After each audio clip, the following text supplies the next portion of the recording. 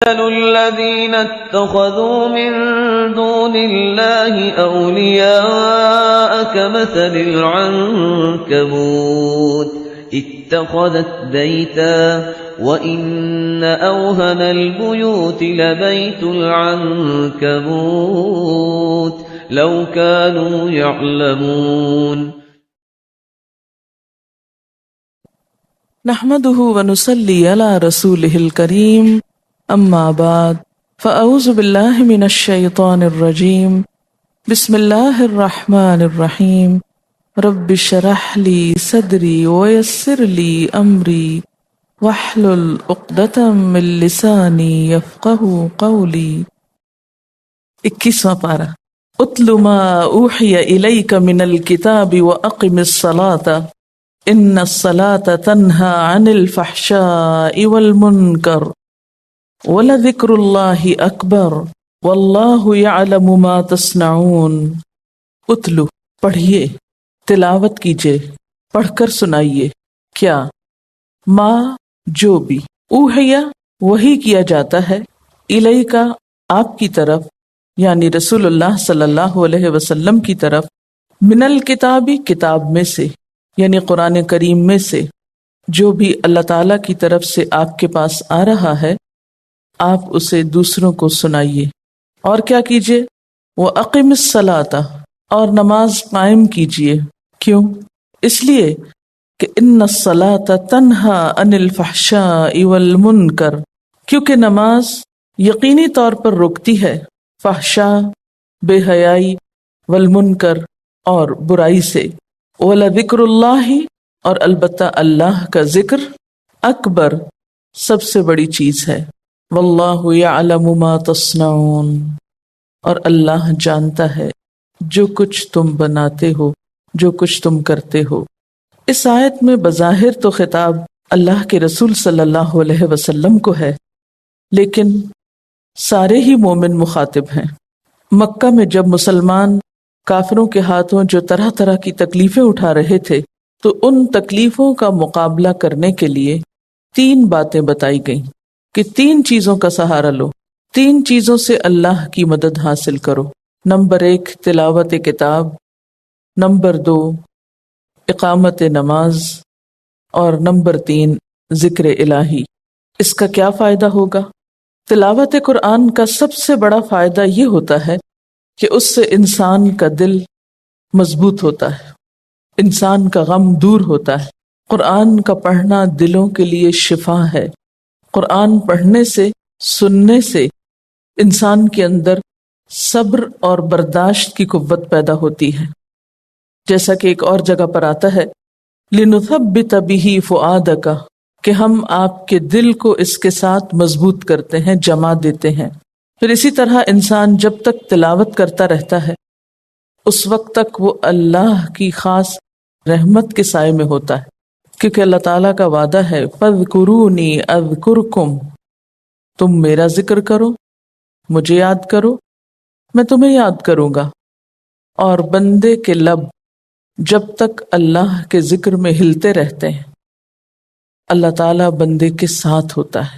پھر اسی طرح جو شخص تلاوت کرتا ہے اس کے اندر نیکیوں کی طرف بڑھنے کا، اللہ تعالیٰ کے قریب ہونے کا ایک شوق پیدا ہوتا ہے. اسی لیے اگر کوئی شخص بے سوچے سمجھے بھی قرآن پڑھتا ہے تو ایک دن ضرور آتا ہے کہ اس کے دل میں اس پڑھی جانے والی چیز کو سمجھنے کا شوق بھی پیدا ہو جاتا ہے. کیونکہ محض تلاوت کتاب جو ہے وہ تلاوت نہیں رہتی، بلکہ انسان کے اندر اس کو جاننے کا شوق بھی لاتی ہے، کیونکہ وہ ایک تعلق کا ذریعہ بنتی ہے.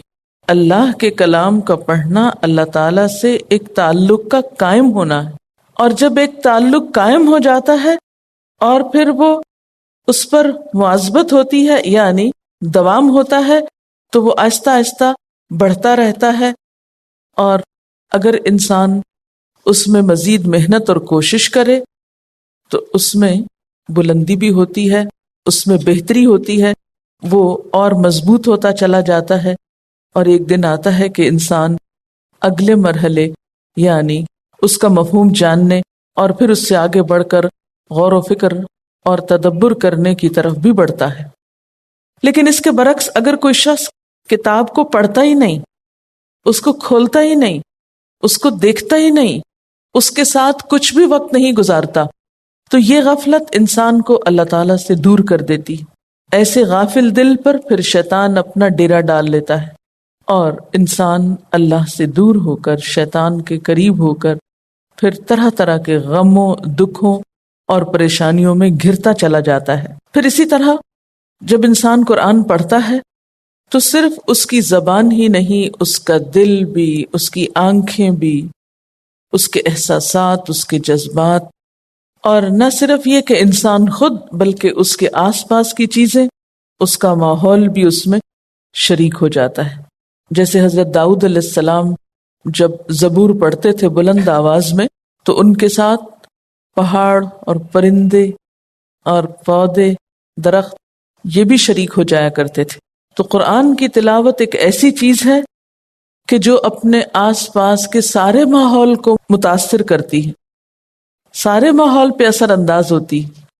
وہ ایک روشنی کی طرح ہے جو ہر چیز کو منور کر دیتی ہے، دل و دماغ کو بھی اور اس کے باہر کے ماحول کو بھی۔ وہ خوشبو کی طرح ہے جو پورے ماحول پر اثر انداز ہوتی ہے غیر محسوس طریقے سے۔ خوشبو کسی کو نظر نہیں آ رہی ہوتی لیکن اس کے اثرات پورے ماحول پر ہوتے ہیں۔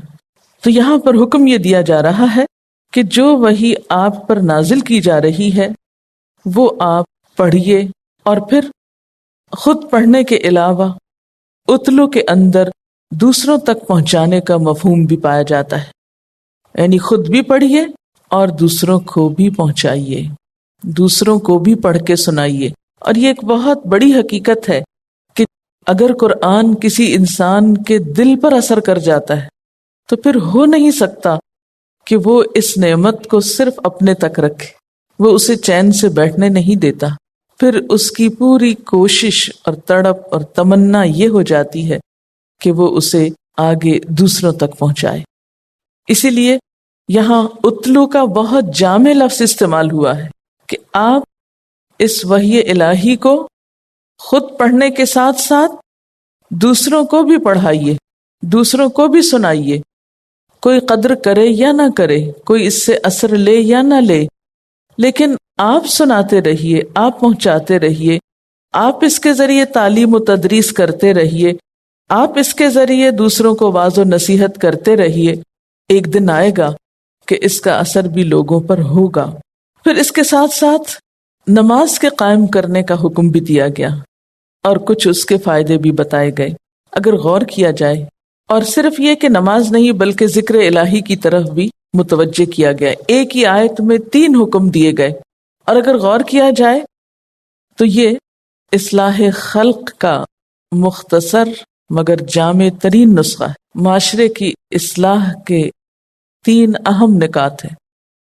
اگر آپ اپنے بچوں کے اندر یہ 3 عادات پیدا کر سکیں، نمبر 1 قرآن کی تلاوت، نمبر 2 نماز کی پابندی، نمبر 3 ذکر کی عادت، آپ اپنے گھرانے کے اندر، اپنے معاشرے کے، اپنے ہمسایوں کے اندر، اپنے خاندان میں، اپنے معاشرے میں اگر یہ 3 چیزیں لانے میں کامیاب ہو جائیں تو معاشرے سے بگاڑ ختم ہو جائے گا۔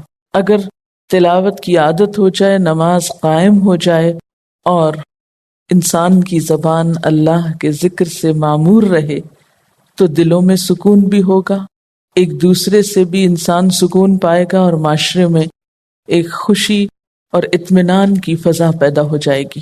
اسی لیے اتل ما اوحی الیک من الکتاب، اس کے فوراً بعد واقم الصلاۃ، اور نماز قائم کرو۔ اور قائم کرنے کا معنی آپ سب جانتے ہیں کہ اس کے پورے آداب، شرائط اور ارکان کے ساتھ، نماز پڑھنے کا نہیں قائم کرنے کا حکم دیا جا رہا ہے، کیونکہ جو شخص نماز کو قائم کرتا ہے، اور قائم کوئی چیز کب ہوتی ہے، کھڑی کوئی چیز کب ہوتی ہے، جب اس میں اعتدال ہوتا ہے، بیلنس ہوتا ہے، کیونکہ کوئی بھی چیز جس کے اندر بیلنس نہ ہو، ایک طرف کو جھکی ہوئی ہو اور دوسری طرف سے اٹھی ہوئی ہو، وہ کھڑی نہیں ہو سکتی۔ آپ کسی بھی چیز کو، خواہ وہ معمولی سے معمولی چیز ہی ہو، اگر اس کے اندر ایک بیلنس ہے یا وہ ایک یعنی وہ اسموتھ ہے تو آپ دیکھیں گے کہ وہ کھڑی ہو جائے گی، اور اگر کوئی حصہ اونچا نیچا ہے تو کھڑی نہیں ہو سکے گی۔ تو نماز اسی وقت کھڑی ہوتی ہے جب اس کی شرائط پوری ہوتی ہیں۔ وہ شرائط کیا ہیں جو نماز کو قائم کرتی ہیں؟ اس میں جب ہم نے خاشعون کی بات پڑھی تھی تو اس وقت ہم نے وہ تمام چیزیں تفصیل سے پڑھی تھی، یہاں صرف ان کا ذکر کر دینا ہی کافی ہے۔ نمبر 1 اخلاص، کہ نماز اللہ کے لیے ہو، دکھاوے کی نہ ہو۔ نمبر 2 طہارت قلب، جب نماز پڑھی جا رہی ہو تو دل سب کے خیال سے خالی کرنے کی کوشش کی جائے۔ نمبر 3 مقررہ وقت پہ نماز پڑھی جائے۔ نمبر 4 ارکان صلاۃ میں اعتدال ہو، ٹھہر ٹھہر کے پڑھی جائے، جلد بازی نہ ہو نماز میں۔ اسی طرح نمبر 5 خشوع و خضوع۔ نمبر 6 دوام، ایک ہے مقررہ وقت پہ نماز پڑھنا جو پیچھے گزر چکا، اور یہاں نمبر 6 میں یعنی الذین هم علی صلاتہم دائمون والی بات، دوام نماز۔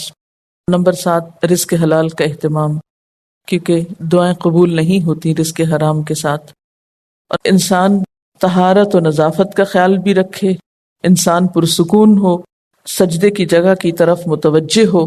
تو یہ تمام چیزیں انسان کے اندر ایک خاص قسم کی شخصیت پیدا کرتی، ایک خاص قسم کا اخلاق پیدا کرتی ہیں۔ اقم الصلاۃ، کیونکہ فائدہ یہ ہے کہ ان الصلاۃ تنہی عن الفحشاء والمنکر، یقینی طور پر نماز بے حیائی اور برائی سے روکتی ہے۔ 2 چیزوں کا ذکر ہے، ایک ہے فحشاء اور دوسرے ہے منکر۔ فحشاء کیا ہے؟ ہر ایسا قول اور فعل جس کی برائی کھلی ہو، اتنی واضح ہو کہ ہر عقل والا انسان خواہ وہ مسلمان ہو یا کافر اس کو سمجھ جائے، جیسے زنا ہے، قتل ہے، چوری، ڈاکہ، یہ تمام کام فحشاء میں آتے ہیں، یعنی کھلی برائیاں جن کے برا ہونے پر اتفاق ہے لوگوں کا، اس میں مسلمان اور کافر ہونے کی بھی شرط نہیں، اسے ہر زمانے میں برا ہی سمجھا گیا۔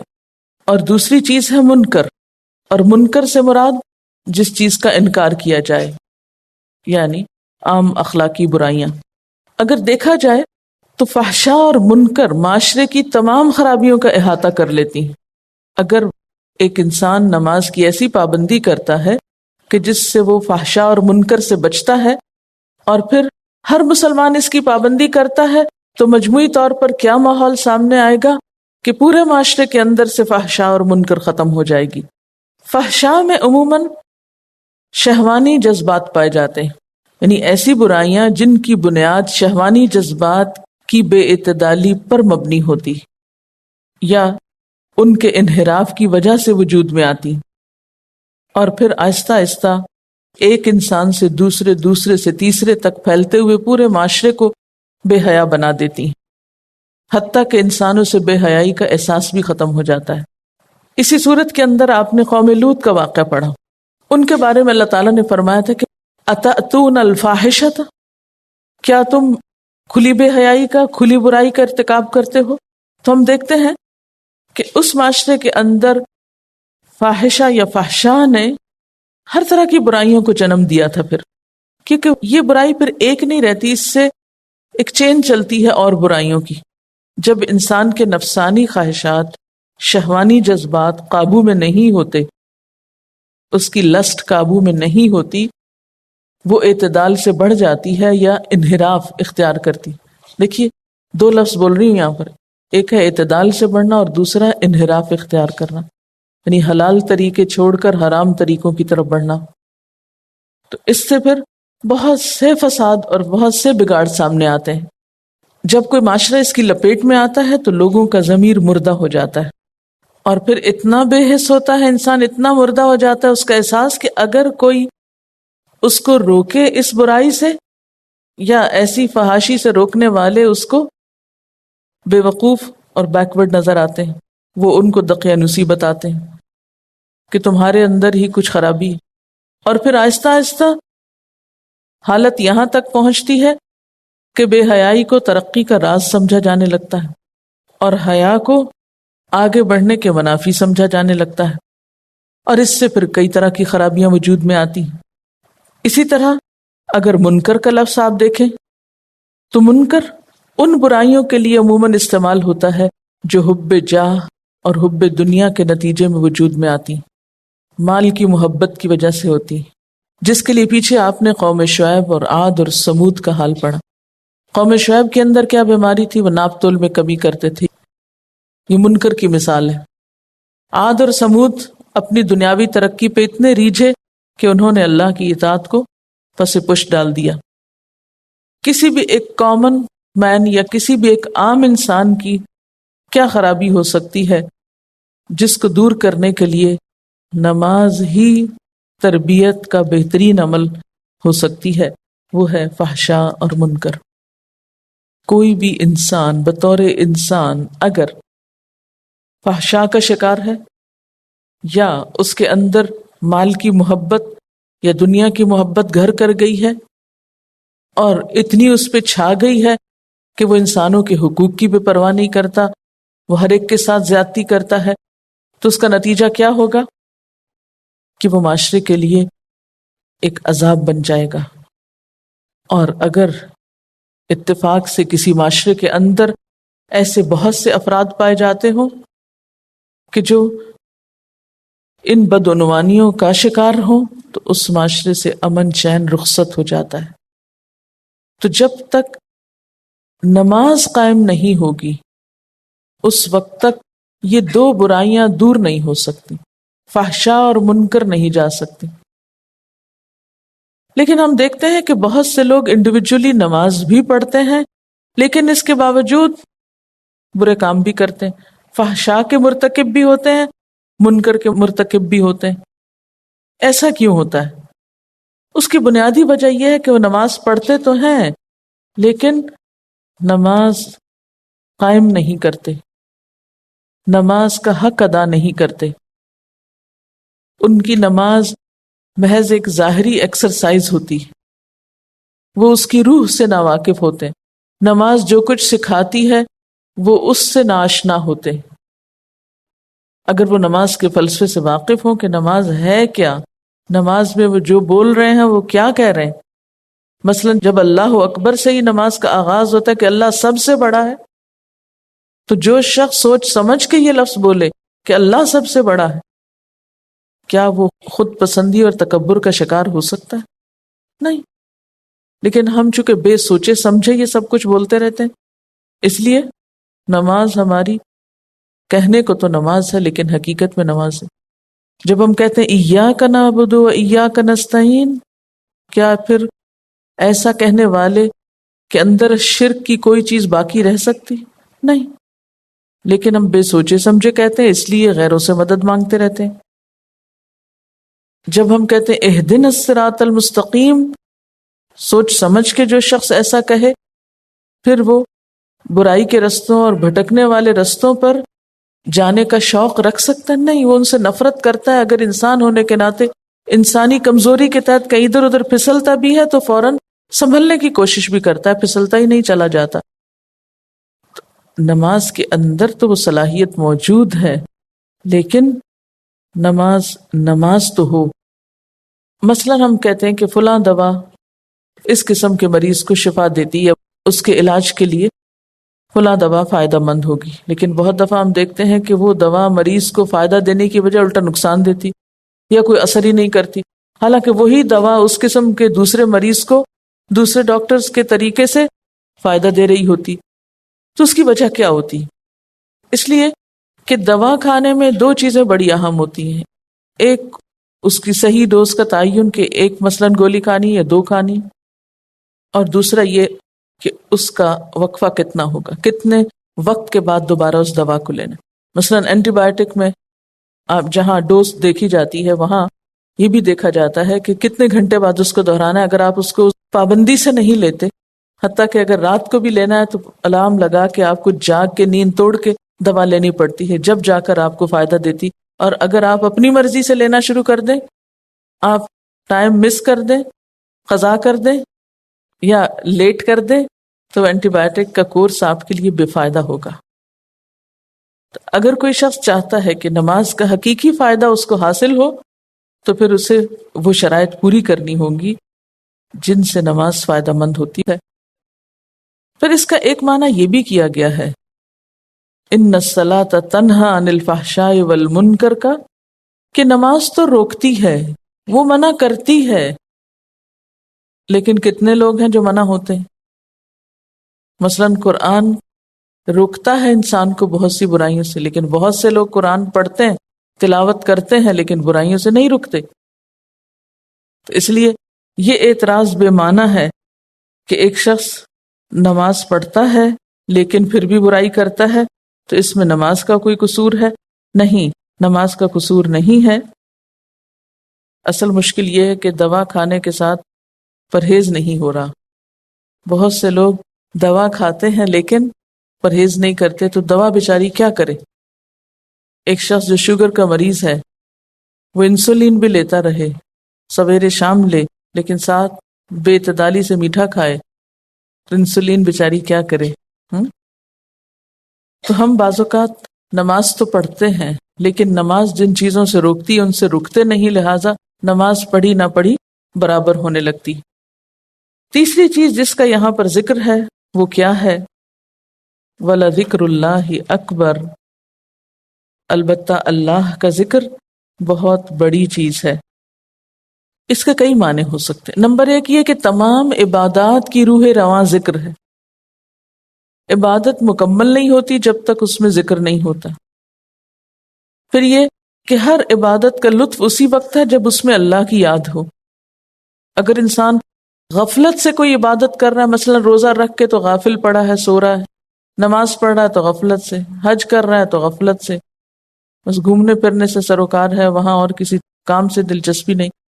اسی طرح باقی امور بھی، جو بھی کوئی اچھا نیکی کا کام کرتا ہے اس میں غفلت کا شکار ہے، تو ایسے شخص کا نیک کام زیادہ افیکٹو نہیں ہوتا جب تک کہ اس میں اللہ کا ذکر شامل نہ ہو.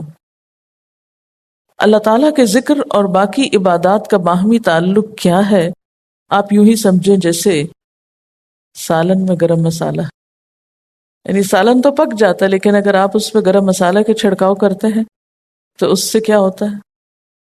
اس کا لطف ہی کچھ اور ہو جاتا ہے. وَلَذِكْرُ اللَّهِ أَكْبَرُ، یعنی تلاوت قرآن صرف اپنے وقت پر ہی نہیں یا کسی خاص موقع پر ہی نہیں کہ نیا گھر لیا تو قرآن خوانی کر لی یا کسی خاص جگہ پر پڑھ لیا اور اس کے بعد بالکل غفلت.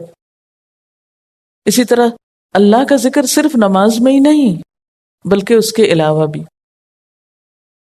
تو مفہوم کیا ہوا کہ اللہ کو عبادات میں اور عبادات کے علاوہ یاد کرتے رہنا یہ سب سے بڑا کام ہے، سب سے بڑا امتحان ہے.